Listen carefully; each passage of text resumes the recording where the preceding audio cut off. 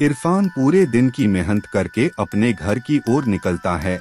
वह अपने परिवार की पूरी जिम्मेदारी अच्छे से निभाते हैं। ऑटो रिक्शा पूरे दिन चलाने के बाद वह थक जाता है, लेकिन वह इसके बावजूद बेहद खुश होता है।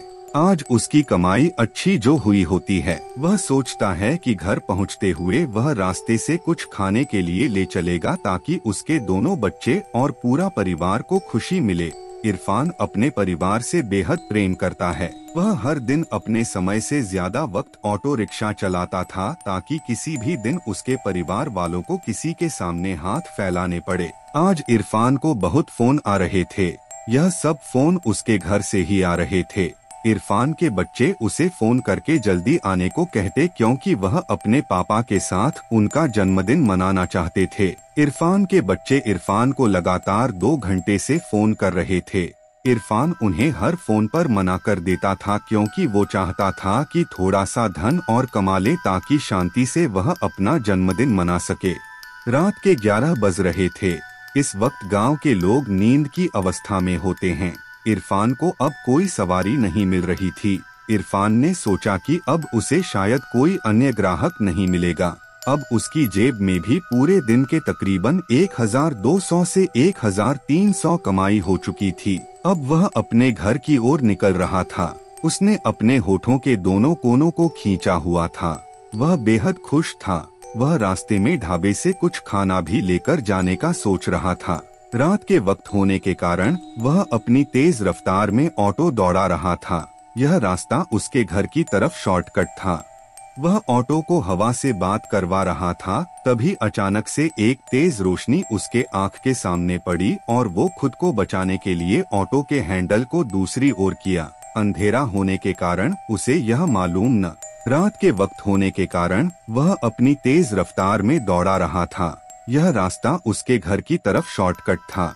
वह ऑटो को हवा से बात करवा रहा था, तभी अचानक से एक तेज रोशनी उसके आँख के सामने पड़ी और वो खुद को बचाने के लिए ऑटो के हैंडल को दूसरी ओर किया।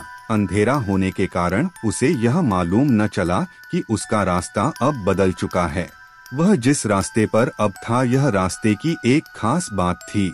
वह यह थी कि इस रास्ते से इरफान का गहरा संबंध रहा है। 20 साल पहले वह इसी रास्ते से गुजरा था।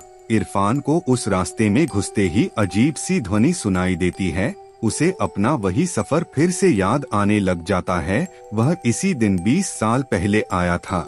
रास्ता बेहद सुनसान था। वह आगे जल्दी बढ़ रहा था, तभी अचानक से उसके ऑटो रिक्शा के सामने एक लड़की आ गई। लड़की की शक्ल देख इरफान बेहद घबरा गया।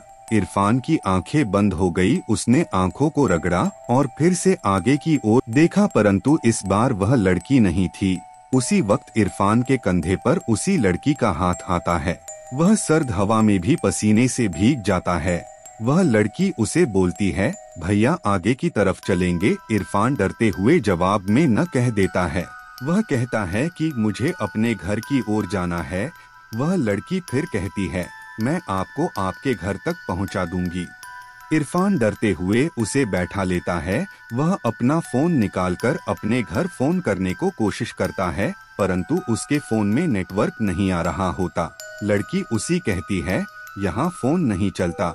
इरफान इस वक्त हद से ज्यादा घबरा जाता है जब उसे मालूम पड़ता है कि जो लड़की उसकी ऑटो में बैठी होती है, उसकी तस्वीर उसके आगे बने शीशे पर नहीं दिख रही होती। इरफान उस लड़की को देखने के लिए पीछे मुड़कर देखता है तो उसका ऑटो से ध्यान भटक जाता है और उसका ऑटो एक विशाल वृक्ष से टकरा जाता है।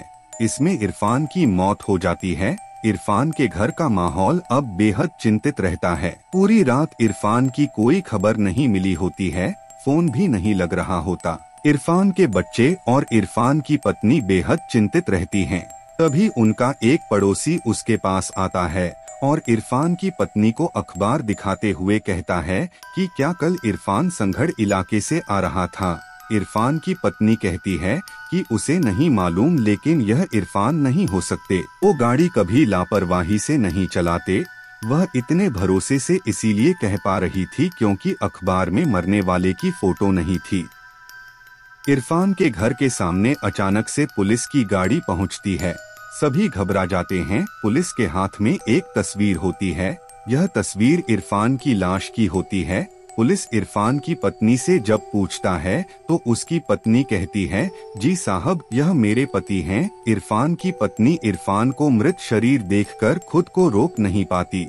उसके आंसू बहने लगते हैं। बच्चे भी बेहद ज्यादा रो रहे होते हैं। इरफान का मृत शरीर देखकर खुद का राख नहीं पाती। उसके आंसू बहने लगते हैं। बच्चे भी बेहद ज्यादा रो रहे होते हैं। पुलिस, देखिए, हम आपका दर्द समझते हैं। हम आपकी यहाँ सहायता करने ही आए हैं।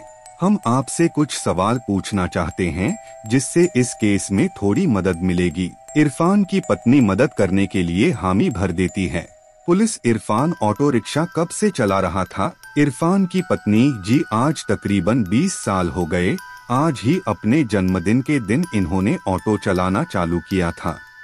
पुलिस, अच्छा, यह ऑटो उसके खुद का है?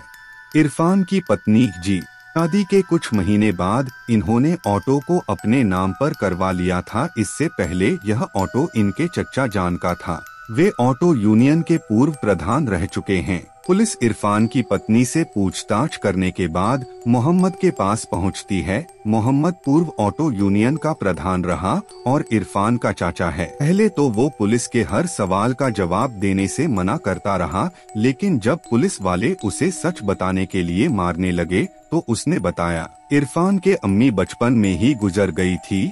इरफान के अब्बू यानी मेरे भाई जान शराबी थे। उन्हें शराब के अलावा खाने का कोई होश नहीं था। इरफान के लिए उसके माता पिता सब कुछ थे। एक दिन ज्यादा शराब के कारण भाई जान की मौत हो गई। इरफान अकेला हो गया। गरीबी के कारण ज्यादा पढ़ा लिखा नहीं था। वह मेरे साथ ही रहने लगा। पहले तो हमने उसे पढ़ने के लिए कहा, लेकिन उसका मन अब पढ़ाई में नहीं था। वो कहता कि उसे पैसे कमाने हैं ताकि वह अपनी आगे की जिंदगी अच्छे से बिता सके। इरफान के जन्मदिन के दिन ही हमने उसके लिए ऑटो लिया और उसे भेंट कर दी। ऑटो पाकर वह बेहद खुश था। ऑटो चालक के रूप में उसका वह पहला दिन था। मैं भी उसके साथ ही गया था। यह सुनकर पुलिस वाला हैरान हो जाता है। पुलिस बीच में रोकता है और पूछता है कि तुमने तो कहा था कि इरफान उस वक्त अकेला था। झूठ कहा था मैंने। इरफान का जन्मदिन था तो उसके लिए संघर से एक शराब की बोतल और साथ में कुछ चखने में भुजिया ली। यह रास्ता हर वक्त सुनसान ही रहता है। उस वक्त रात के 10:15 हो रहे थे। हमारे ऑटो को एक लड़की ने रोका। वह बेहद खूबसूरत थी दिखने में। छोटे कपड़े पहने हुए थे। अपने घर जाना चाहती थी, लेकिन मैंने और इरफान ने काफी शराब पी हुई थी। इरफान नशे में बेकाबू हो गया और उसने उस लड़की का रेप करने लगा।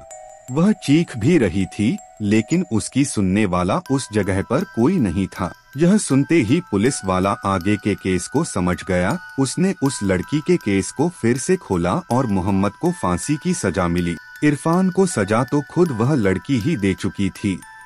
तो दोस्तों, आज की वीडियो में बस इतना ही। अगर आपको वीडियो पसंद आई हो तो वीडियो को एक लाइक और चैनल को सब्सक्राइब जरूर करें।